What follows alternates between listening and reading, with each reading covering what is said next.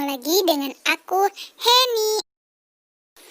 Sekarang aku akan berbagi cerita mengapa kita harus menggunakan masker ketika keluar rumah. Virus COVID-19 sangat mudah menyebar. Ketika seseorang yang mengalami sakit karena virus COVID-19 batuk atau bersin, kemudian virus itu terhirup oleh kita karena tidak menggunakan masker.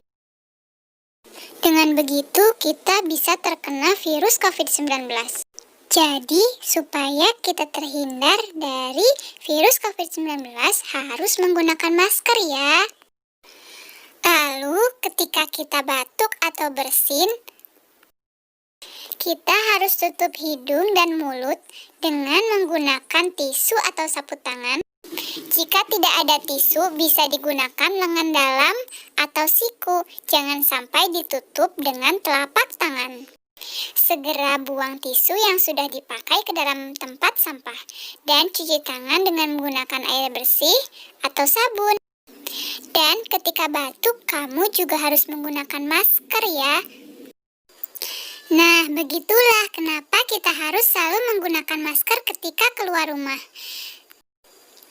Sampai ketemu besok, kita akan cerita lagi tentang mengapa harus cuci tangan menggunakan sabun.